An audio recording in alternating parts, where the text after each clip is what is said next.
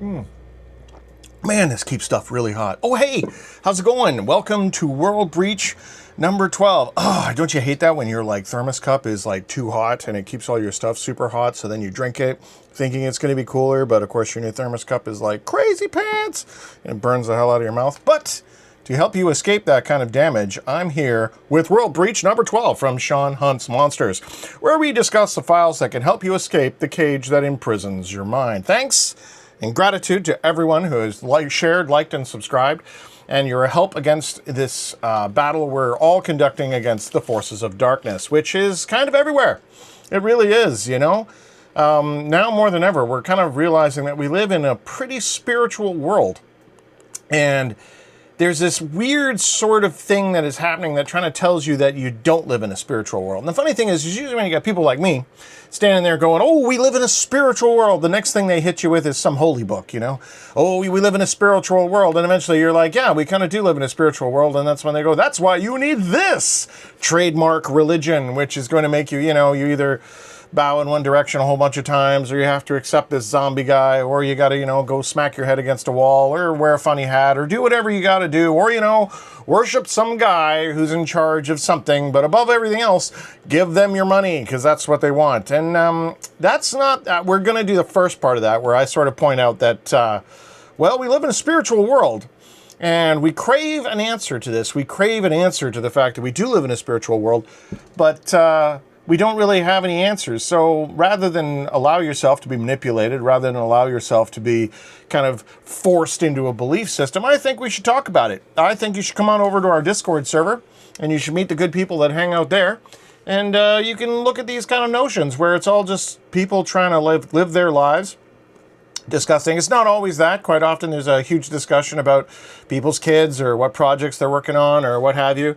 But we just recently got our 4x4 forums up, and Shovel is doing just like yeoman's work. It's amazing when you get somebody into something and you put them in charge of something that is just, you know, like, I mean, I'm learning a ton just from hanging out inside of the Discord forums. So even if you want to hang out and just be a lurker, I recommend you come on over to the Sean Hunt's Monsters Discord server.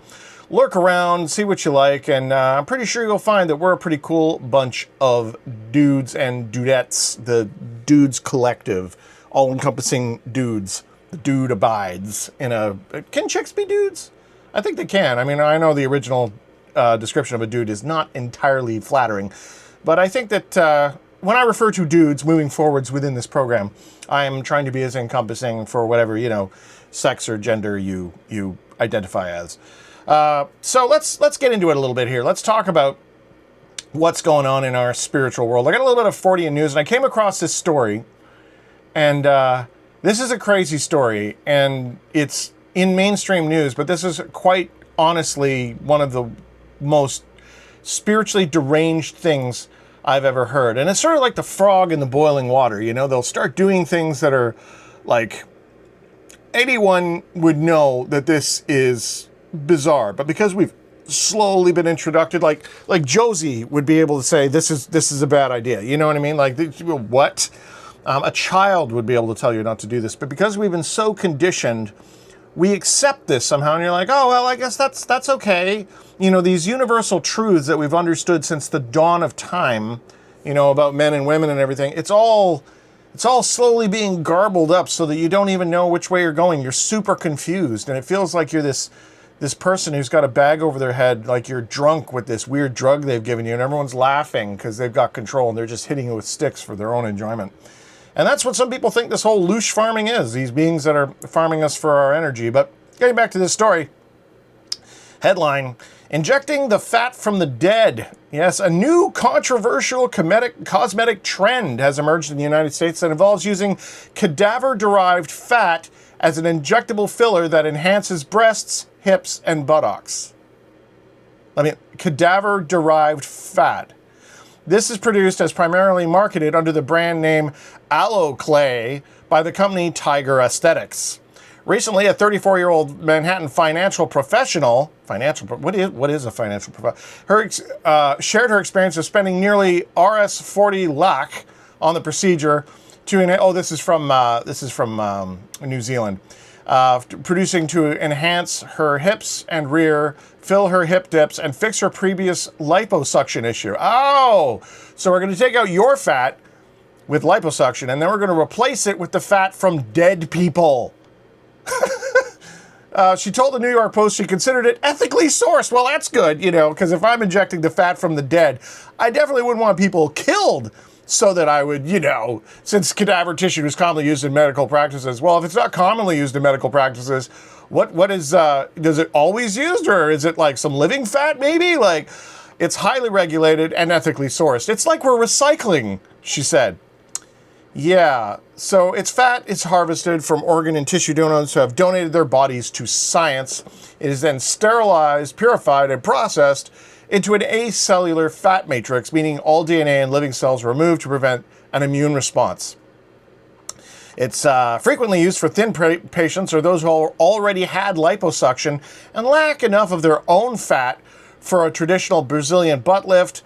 Plastic surgeon Darren Smith explained that the procedure is also popular among people who have lost significant weight using the weight loss meds such as Ozempic and Mounjaro, which I've heard of Ozempic. Everybody's heard of Ozempic. I've never heard of Mounjaro. And oh my God, are you even kidding?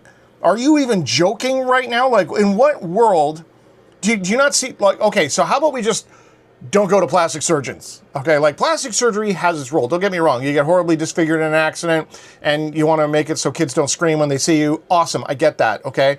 But, like, how many times have we seen celebrities, especially women, who have made themselves look worse with plastic surgery? How many times have you seen that? I would say always. Pretty much the entire time. I could call out specific celebrities. I don't want to, because I mean, I guess, you know, you could get into this thing, well, it's my right, it's my body, I can do what I want. Yeah, you can, but if you're being manipulated and you're being forced to do things where you're like cutting open your body and stuffing the fat from the dead inside of it after they sucked out your own fat, I'm going to just go out on a limb here and say that's probably not a good idea. That's probably unhealthy on multiple levels. You know, and this is not the first time this kind of crazy stuff has happened, you know. I happened to make a trip down to Peru, so this next story really kind of, we gotta talk about this, and we're talking about Incan child sacrifice, which, I mean, I can't imagine a reality where people say it's okay to kill your kids. Oh wait, no, there are people who strap bombs on children right now and send them off because of strange religious reasons. But a new bioarchaeological study has identified what researchers describe as the first known case of deliberate mummification applied to child sacrificed during the Incan Capacocha ritual.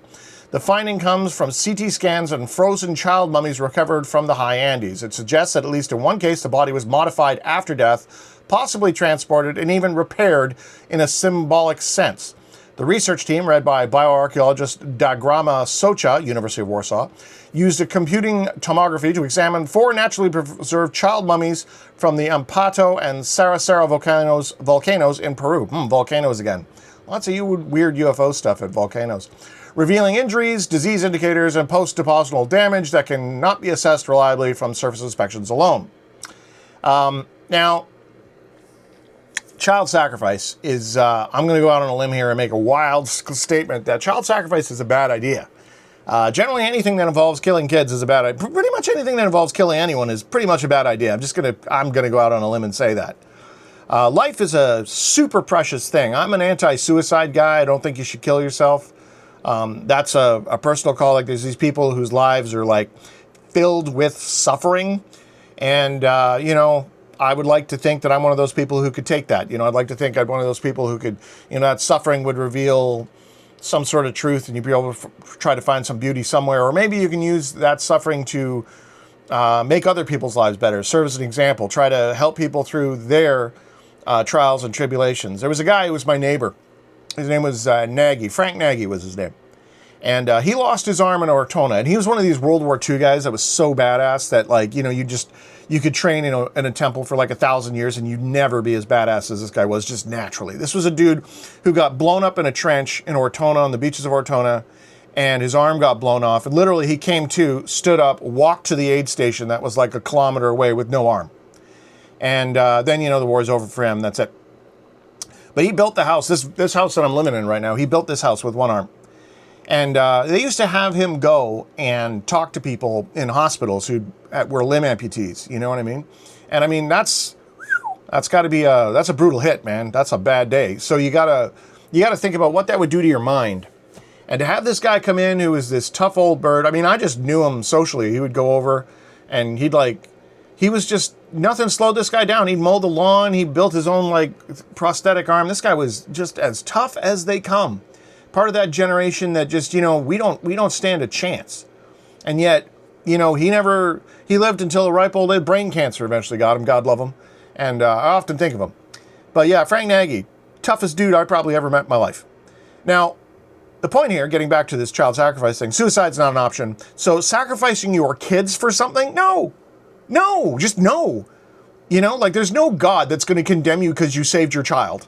That's just stupid. And if your God's saying, no, give me your children, find a new God, okay? Like that is just not on in the most unbelievable way possible. Now, we went to a place in Peru called Huaca de la Luna, I think, and it's called the Temple of the Moon, which is the largest adobe structure in the world, or probably in the Americas, might be in the world. And this was a place that was easily one of those places, if you ever get a chance to go to Peru, you know, I'll tell you right out of the gate, there's a lot of places in Peru that are really overrated. You know what I mean? Like, but I would definitely, you know, you want to check out Sacsayhuaman, and you want to go check out Huaca de la Luna, which the Temple of the Moon, because when you get in there, it's really, really obvious that that place is, I mean, there's some darkness there. Okay, the whole place was walled up, and then they found it again, and they took out all of these adobe bricks, and all the bricks that were used, like bricks, that were used to encase this temple, which is the size of a mountain.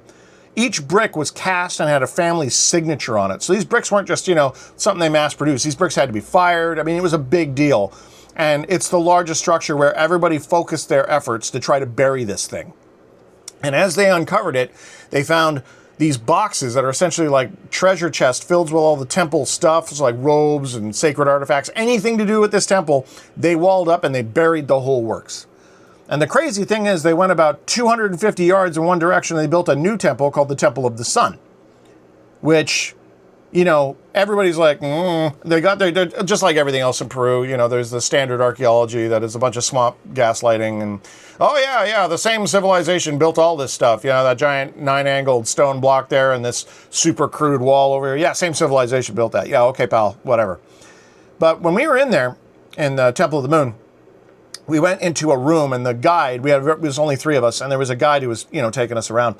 And we walked into the room, and the guide stood off to the side and he observed us. You know when there's going to be a practical joke? Anybody who's security-minded, they'll be able to tell when you know something's going to happen because you can see people positioning themselves. The guide came in and he stood off to the side and he was watching us.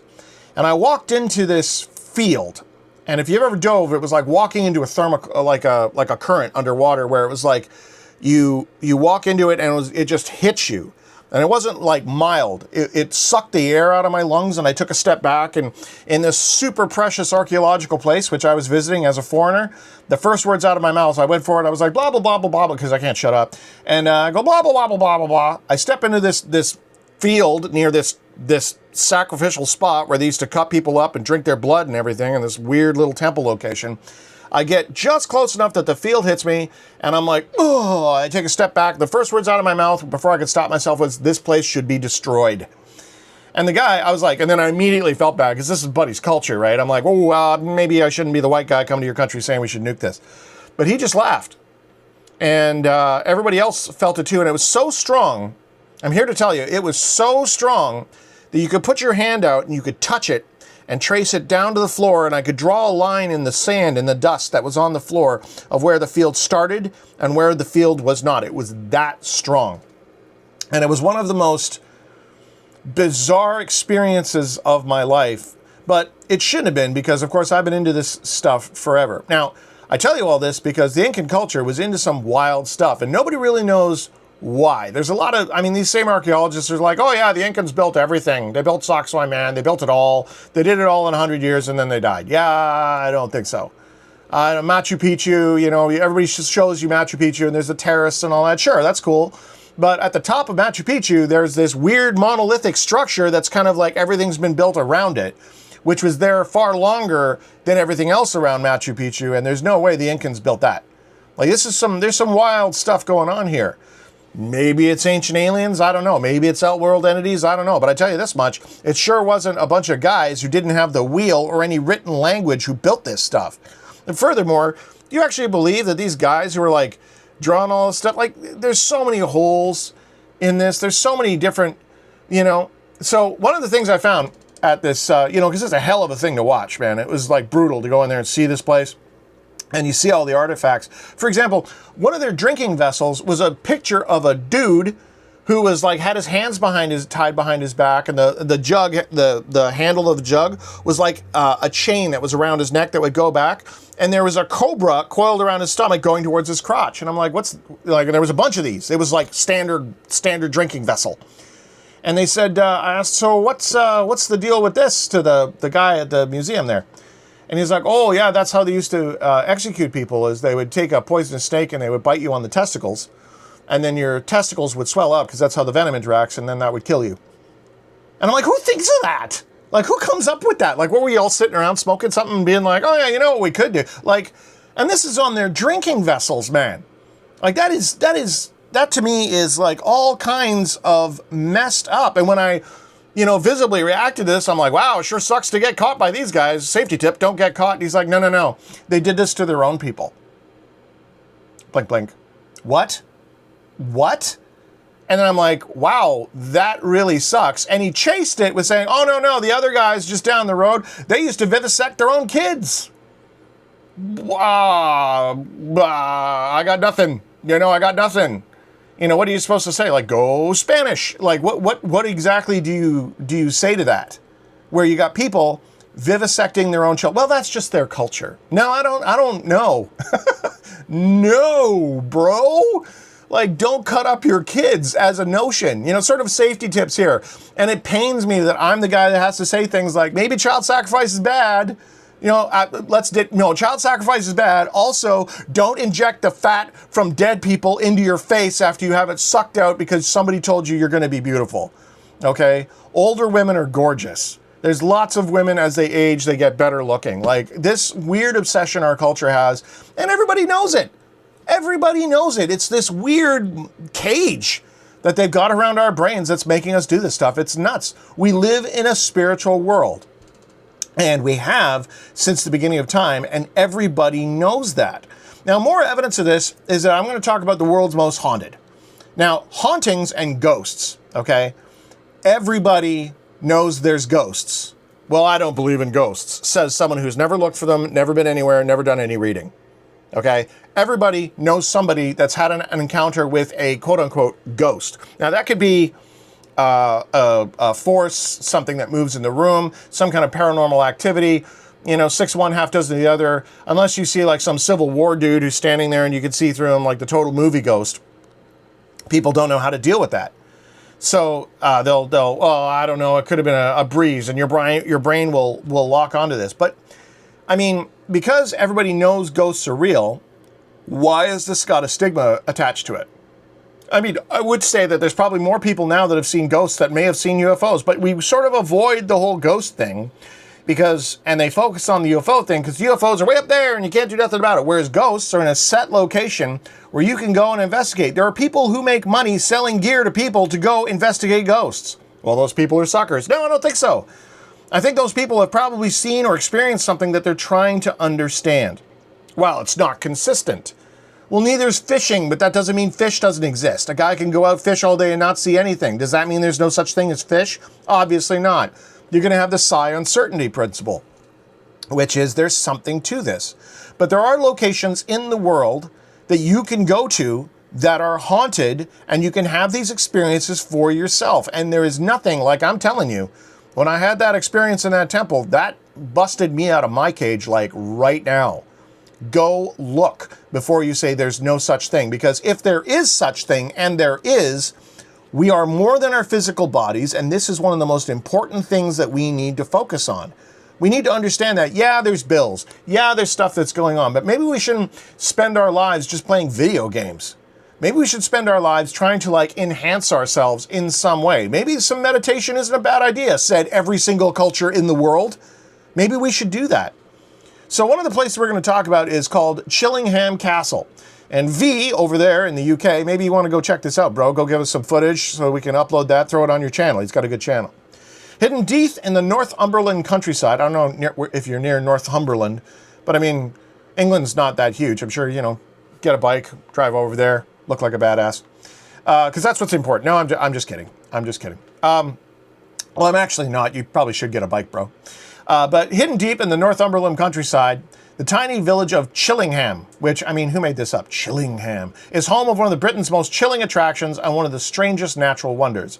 Chillingham Castle is a medieval fortress dating back to the 12th century, widely known as the UK's most haunted castle, with more than 100 reported ghost sightings, which is saying something because, I mean, the UK is like one giant ghost trap as far as I'm concerned. Plus, they got Stonehenge, they got all kinds of crazy stuff going on there. Eerie voices, movie objects, and spine-tingling night tours through its infamous torture chamber attract many visitors. Side note, what kind of a sick human being has a basement dedicating to cutting up your fellow humans? Like, just think about that. Like, if you went over to somebody's house today and they're like, oh yeah, we got a torture chamber in the basement, you know, and everybody, you know, dungeon masters and stuff like that outside of D&D, there's like a sexual angle on this stuff. So you think that you're like, what are we getting into here? You know, kind of crazy. Guests praise the intense atmosphere and the feeling of stepping back in time, rolling surrounding parkland and the legendary Chillingham Castle. So you can go there, and it's a crazy place to go check out. Now, the weird thing is that you can just go there and it's set. It's like a lab. These kind of locations. You can go there, see these things. Maybe you can communicate with them. Maybe you can try to, I don't know if you want to believe what they say. That seems to be a reoccurring deal. And usually, you know, you have these religious groups that they completely capitalize on the whole, like, oh, are you afraid? Come and we'll, you know, hit you with the people of the book and you got to join our religion now and send us a tithe every month so that you're a slave. We're not about putting you in a cage. We're about getting you out of the mind cage, okay? But one of the things that we have to realize is that, yeah, you are more than your physical body. Also, let's talk about the Port Arthur in Australia, in Tasmania, Australia. From 1833 until 1877, Port Arthur served as a prison settlement that housed the most seasoned criminals and repeat offenders in Britain. It was also an asylum. The property housed a prison hospital, asylum, chapel, and infamous separate prison, where sequestered prisoners suffered psychological harm during its operation. Over 1,000 individuals, including prisoners, troops, civilian employees, and their families, lost their lives within its walls. Many believe the severe circumstances, numerous floggings, and mental torture still create a depressing environment today. This is at Port Arthur in Australia. Now, I have a friend. I learned about Port Arthur from a buddy who went there. And he was telling me that when he went there, these people take this stuff extremely seriously. Like, don't get separated from the group. Okay, they have ways that they turn off the lights inside of the park, where if inside of the actual asylum. So you retreat, everyone retreats back, then you turn the lights off in that area. Then you retreat further back, you turn the lights off in that area. One woman was in the wrong spot. They hit the wrong switch, and she was immersed in darkness. When they turned the lights back on, her arms were all ripped up by something scratching her. True story, bro. So when you see something like that, and you have a place that's so incredibly haunted that people have these experiences, and when you talk to the staff, they're like, yeah, this is a thing. I don't care if you don't believe in ghosts. This is 100% a thing. You can come here at any point. This place is dangerous. Okay? And it was made that way, not naturally. It was made that way because of the suffering of consciousness. It's something that goes on with our minds. Our minds are far more powerful than we realize. And so there must be something to that. Now, another of the most haunted places in the world, and this is a place I'd like to buy. I'd like to buy this place. It was for sale for a little while. So once we get just a few more YouTube people, you know, that's why you should like, share, and subscribe so we can buy this. And I can turn this into a base. You know, we can live there, do our operations, deploy from this place in Venice out to the rest of Europe, and then retract back to our, you know, Cobra headquarters there. And this is Poveglia Island. Yeah, this place is probably maybe the most haunted place in the world. In 1793, 2 ships who stopped for a check were noted to have several cases of the plague, and they were forced to stop there. And the island after that became a plague quarantine site. So during the plague, that's where they sent all their plague victims for pretty much all of Italy. And then after that, there were so many plague victims that they couldn't burn them all, and they couldn't bury them all, so they had open plague pits where they would throw the bodies into these pits on this little island. You check this out. This is crazy pants. And then in the 20th century, early 20th century, they transformed, of course they did, into a psychiatric hospital, as they do. You know, of course, hey, we got a totally supernatural place. Let's make it a nut house. And I mean, to look at this place, you would look at this place from space and be like, yippers, that would be haunted. They got the big clock tower in there. It looks completely like if you were an urban explorer, this place is, you know, it's totally overgrown, completely abandoned. You cannot go there as a civilian. You can't just show up and like, I'm going to get a tour. No, way too dangerous because all the structures are falling apart. It's crazy pants. So Poveglia Island is one of those, they were selling it. And I don't know why they didn't sell it. Probably because it's in a lagoon. Oh yeah, by the way, there was a doctor who went insane. Of course, there was a psychiatrist who went crazy in the asylum, and he's doing experiments and lobotomizing people and all kinds of twisted stuff going on in this island. Which it's interesting how our society, especially back in the day, like the term Bedlam, they sometimes refer to Bedlam as this chaos because there used to be a hospital that was called Bedlam. And then rich people would go into this hospital to see the psychopaths that were in there. And it was like, you know, going to this human zoo to see these people. And you got to wonder, we've got these circumstances now where we're finding out where foster homes and these camps that are being set up for kids are basically just being used for human trafficking. So do you think back then it was better or worse for this kind of thing? Yeah. So there's some darkness there. And good and evil is a thing. Good and evil is a thing. That's something that you want to look at and consider, because places like Poveglia, well, why would you want to buy a place like that, Sean? Well, you know, I personally think that seems like a pretty good research lab. If you're going to be researching this kind of stuff, you may as well be in a zone where you could research that. I'm just saying. And those are the most haunted places in the world. But that's just it. Even here in British Columbia, there are places that are haunted. There's places that are haunted in your town right now, wherever you live.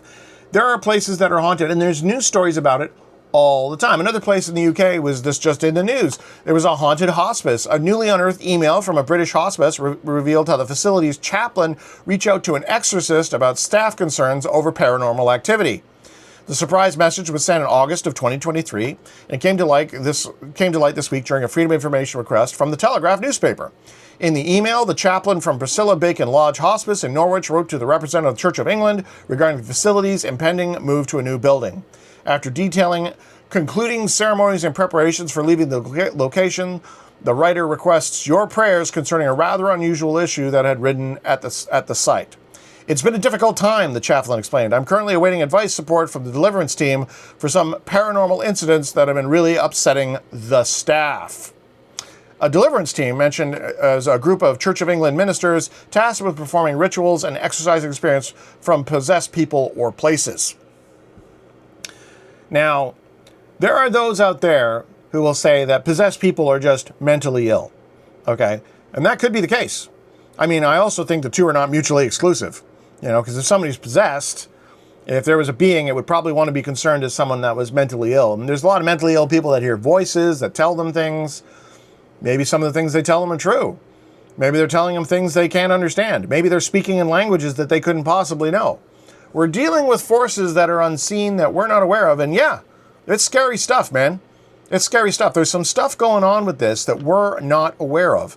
And when you consider what are ghosts, I mean, you've probably had some encounters with this yourself, but there's something in our brain that makes us go, oh, well, yeah, I don't want to think about that. Yeah, because it's scary, bro. It's scary. You don't want to get in there and be like, oh, I don't know what this is. Yeah, but we have to, because it's very, very important. Don't allow yourself to be distracted. Don't allow yourself to just be washed away by all this fire hose of media that they're firing at you every day. We need to understand what this is, because it's real. Soldiers, cops, paramedics, anyone who spent time in the field, security guards, everyone who gets outside of their house invariably, if you look for this stuff, you will find it. And there's got to be a solution here. There's got to be something that we can understand. And maybe some people have already understood it. Like, we can't be the first people to come up with this. And if they have the answers, well, they're not telling anybody, are they? They seem to be kind of keeping it secret. They seem to be kind of keeping it to themselves. So that's one thing that we got to look at. We got to figure out, okay, what is actually going on? And something else that's been going on since the dawn of time has been these things inside the ocean. And I'm talking about USOs. And I have another personal experience with this. Well, I shouldn't say it's personal, but I got a buddy, we'll call him Hammer, who's in the Navy. And he used to talk to these submariner guys, and they would talk about this kind of stuff all the time. A former submarine worker claims he was made aware of horrifying logbooks the U.S. Navy keeps chilling fast-moving objects moving across the ocean. Witness claimed to have been a retired Cold War submariner and asked about fast movers. A fast mover is an unidentified aerial or submerged object that travels at incredibly high speed that the military systems pick up on. He explained that, underwater, so essentially they don't got windows. But I knew guys that would talk about how they'd be underwater and there'd be this thing that's like 4 times the size of a blue whale, would come in at rapid speed, circle around the sub, check it out, and then be gone.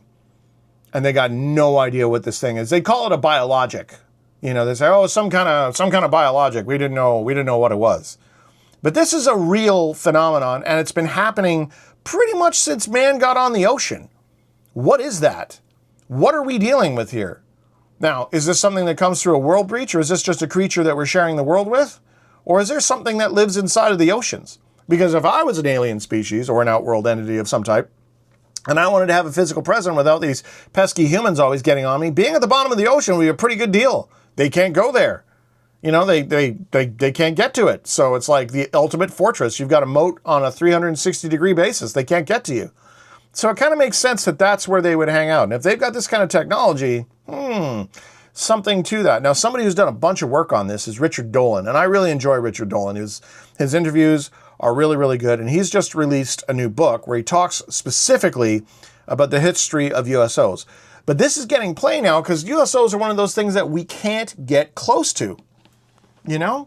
There's something about talking about objects that we can't pursue when there are objects we can pursue. However, that said, we've got the technology now, being a scuba diver, getting out there, seeing what's going on. If you've got access to a boat, there's something that is happening there. So the evidence for this is real. Richard Dolan was a UFO and national security state researcher. He's covered a ton of different books, and his latest book is called The History of USOs, Identifying Submerged Objects, Volume 1, from the beginning to 1969. So there's so many of these things, he's got multiple volumes. It's the first installment on a groundbreaking 3-volume series that explores the fascination and often unexplained phenomena of USOs. Well, it's not often unexplained, it's always unexplained. We have no idea what unidentified submerged objects are. That's why they're called unidentified. This meticulous research book delves into the early reported sightings of mysteriously objects observed in oceans, lakes, and rivers, spanning centuries and covering 178 carefully documented cases up to 1969. Something you want to check out. And it's available as an audiobook, as we are all well aware. But remember, do your reading. Now, another book of his that I've read, and, well, to be fair, I audiobooked it, full disclosure, but it's really good. It's really, really good because the USO on here, I've got an interview where he talks about it, so you can kind of get a taste for what's going on. I've linked to it in the description. You want to check it out for sure. But he wrote another book, which is the only one of its kind, which is a dodgy book called Alien Agendas, a speculative analysis of those visiting Earth, where since this guy's been a historian who's documented all of these cases, he's come up with his own ideas of what he thinks is going on. And everybody's really hesitant to say what he thinks is going on. And big shock, he's come to the conclusion that, yeah, we're a lab or we're being farmed. Long story short, TLDR. Dolan's analysis starts with our ancient prehistory and potential genetic modifications monitored by extraterrestrials. He also studies a long history of interaction with perfectly human-looking beings that somehow did not seem they were from here. Interestingly wild stuff.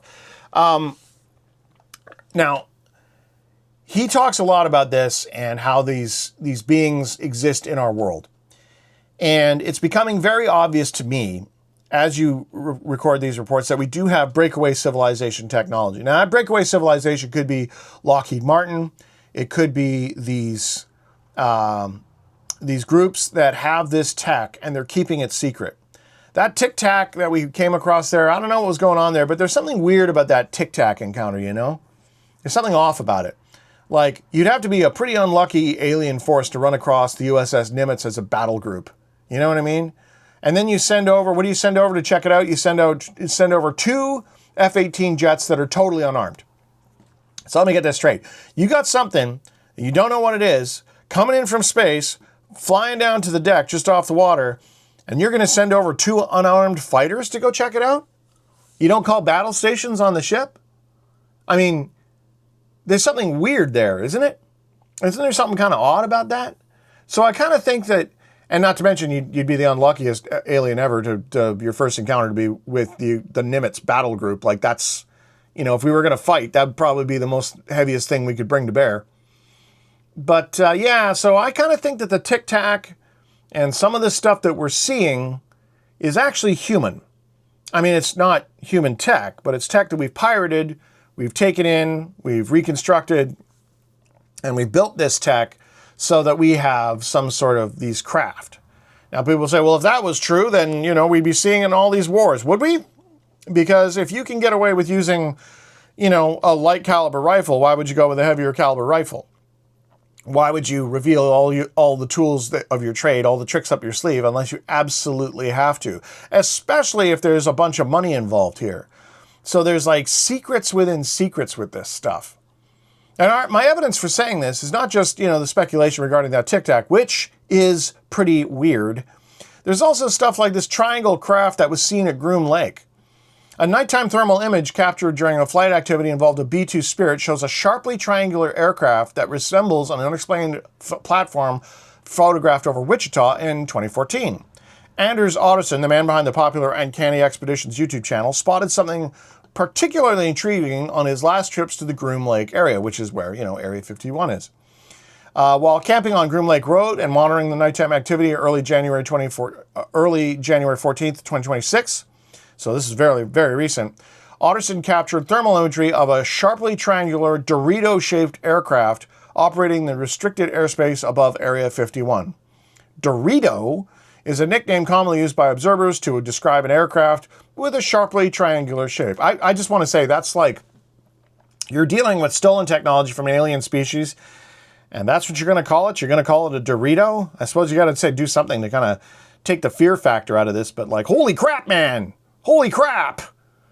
So you can check it out, and yeah, it's quite obvious that, so it's one of two things that's going on here. Either that craft is a craft at Area 51, which there's multiple reports of people seeing craft, experiencing craft there that have this hitchhiker effect, that are somehow controlled by consciousness. Again, our brains being more powerful than we could possibly understand. So I'm reasonably certain that humans on some level are involved with this technology. They've got guys who are trying to talk to these things. Almost everything paranormal is a phone call. It's all about trying to get the information. And there's a lot of talk right now about, you know, the race that's on between Russia and China and everybody to try to figure out this whole UFO phenomenon. And I mean, if you wanted to really mess up the planet, what you could do is you could just give all these major warring factions a bunch of technology, so the next time they all go into the schoolyard and fight it out, they're all going to kill each other, you know, rather than using nukes, which clearly they're afraid of because everybody hates the nukes. Don't use nuclear weapons, probably because they're blowing holes in reality that's affecting their world. But they are terrified of nukes. Maybe we should be more terrified of nukes too. But I'm just saying, it's kind of interesting that, like, they're saying, get away from nukes, you know, go use these knives. That way you can only kill each other and you won't hurt us. I think that I'm not entirely sure, because everything's secret. You know what I mean? These craft that are coming down, they're abducting people. The abduction reports are super disturbing. They're like impregnating women, taking their babies, trying to create hybrids because they cannot exist in this world. I mean, it seems to me that they can't exist in this world for a long period of time. So they're trying to create these hybrids so they can exist here. Apparently, they live among us. And don't we live in a society now where it would be too easy to live in a society right now as an alien? I mean, if you've ever done any reading on being on the run and stuff like that, you don't go to a small town. Because everybody knows everybody. You're a stranger in a small town. Everybody in that small town is going to know you're a stranger pretty quick. But you're a stranger in Las Vegas. Oh, you can disappear. A big city. But now we've got this big city mentality, which is totally infecting the world, where, you know, nobody knows their neighbors. Do you know your neighbors? Do you know the people in your building? If you had an alien living in your building, would you even know about it? There might be a few old biddies, the nosy neighbors, you know, those terms that have become, you know, ubiquitous in our culture, where like, why don't you just mind your own business? Well, you know, I'm not saying you should totally get in each other's crap. I'm just saying that maybe you should be aware if there's a dude who can fly who's hanging out in your apartment. You know, maybe there's some weird stuff going on. Maybe you could be friends with them. Maybe you could get some answers, talk about it on our Discord server. Maybe you are one of these beings and you're watching this program right now. Come on by. We won't bite. I mean, unless you're biting, in which case, yeah, we're going to have a problem with that. But that's why I think they don't talk to us. They could be like, they're afraid of us. They're afraid of humans. Yeah, really? You got all this tech and, you know, you can walk through walls and stuff and you're scared of us? Yeah, I don't think so. Unless you've got a reason to be afraid of us, which maybe you do. I mean, how about we all work together? You know what I mean? Like if you guys need like space soldiers or whatever, I'm sure we can work it out. Humans are really awesome at doing the fighting, warring thing. I'm sure that's got to have some sort of like interstellar application in the world. Or it's far more sinister, like what Richard Dolan talks about, where just like all the CIA talks about, just like all these cultures talk about, where we are being harvested. We have an ability to have a soul, this loosh, this energy that these beings do not have. And they want it. They want it bad. And why would you hybridize yourself with a species if you didn't want to gain some of that species' abilities? So if they're so far ahead of us, why are they so into combining with us?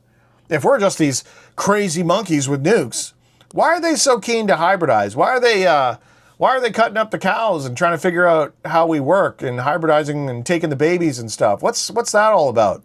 So there's got to be something there they want. So that's a thing. Now getting back to the triangle craft, there was the same craft. This is why I think that this is a human-based technology. That same craft was spotted just recently in Australia. A group of miners have shared disturbing photos of a UFO they spotted in a remote region of Western Australia during an early morning drive. The 6 workers were stunned when they saw an airborne object near Fortescue Metals Group's Solomon mine site in the Pilbara region at about 5 a.m. on December 7th. This is pretty recent stuff. The group spotted the strange object while driving from their laboratory worksite to catch a bus back to the Hammersley Ranges. According to one witness, it stood out clearly against the morning sky. There were 6 of us in the car, the witness said. The people in front noticed it first and commented that it looked weird. Hey, that looks weird. And this is people in Australia saying it looks weird. I mean, you know, that's saying something. The driver initially thought the object was a cloud, but decided it looked more like a triangular UFO shape, often seen in other sightings around the world. There's photos there, links in the description. Go check it out. And we're not the only ones to see this. This is a global phenomenon. Now, again, the focus recently, because Coast to Coast back in the day used to be kind of, when Art Bell was running the show, they kind of spread it out. They would talk about ghosts, they would talk about Bigfoot, they would talk about all kinds of things, and UFOs was just one part of that.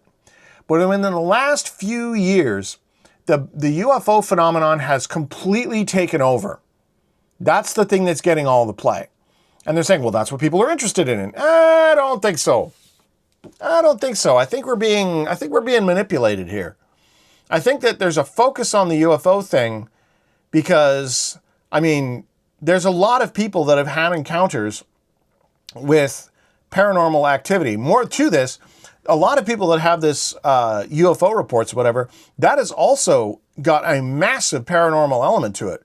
People floating through walls, people having dream visions, people going to other dimensions in these craft. And is it possible that there's interdimensional craft? It would seem to be, because I don't know how else you're going to have something that's like a mile across that you're going to be able to like fly over, you know, like with the Arizona lights.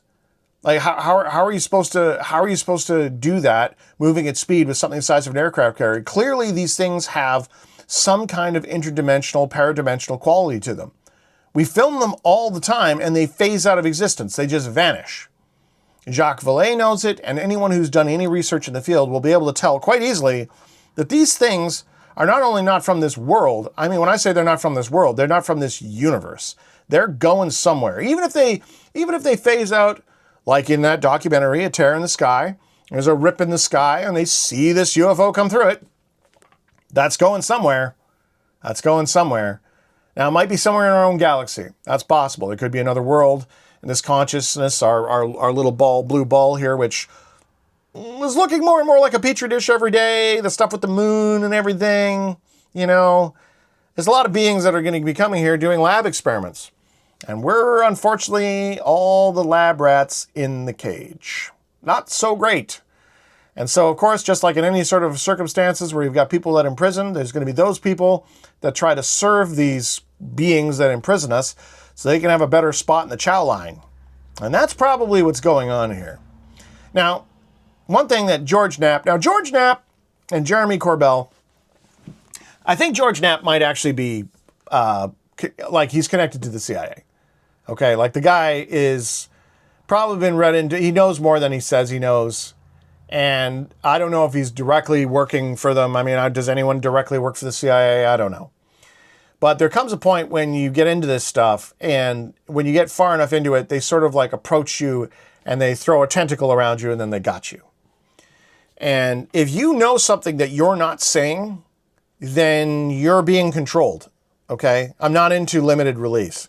If you know stuff, say stuff. Well, they'll kill you. Well, then that's the price. I mean, you can run, but for you to sit there and like know the truth and not tell the truth because it's illegal, yeah, I don't know. That's a moral judgment.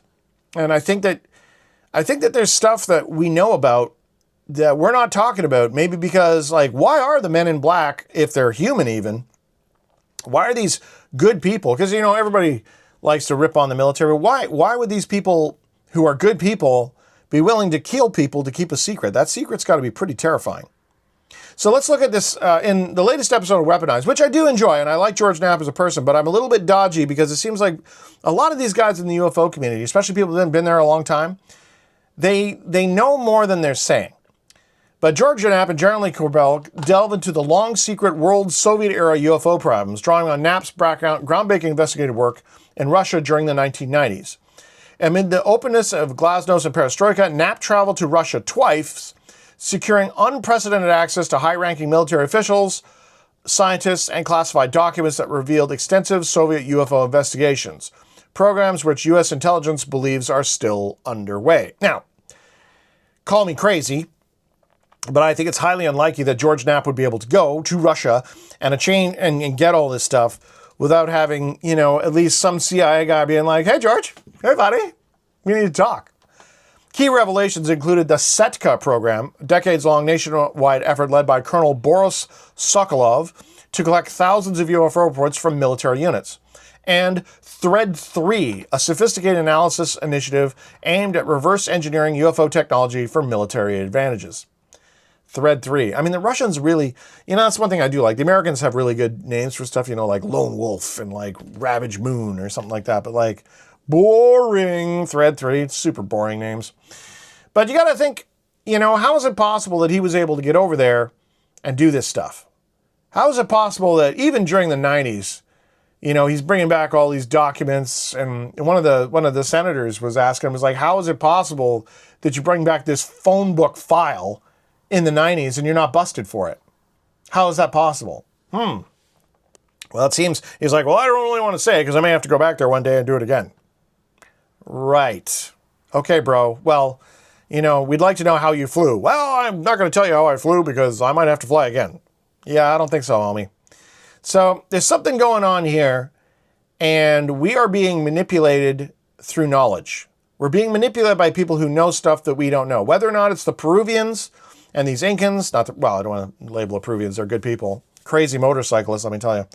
But the Incans who had some knowledge of astrology and used that knowledge to use it as evidence to control their people. Oh, the sun will go dark. The sun goes dark. Everyone's like, ah, everybody cuts their hearts out. And they're like, see, the sun came back.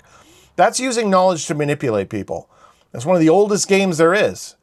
And I think if we can just get past this notion of just believing what they feed us, if we get past this notion of just believing this crap that's fed to us on a day-to-day basis, we can escape the cage. We can get out and we can understand what's going on. And it's not just in North America.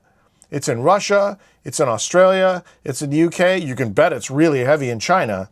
And they got to keep us all at each other's throats. Otherwise, we're going to start to realize, hey, you know what? There is more to this life than just paying taxes, paying credit cards, and consuming. Desire is not an occupation. And maybe if we do some reading and we look at what the actual ancient teachings are regarding meditation, just like everyone who's gone before us, we'll realize that there's a lot more to this than we may just be aware of.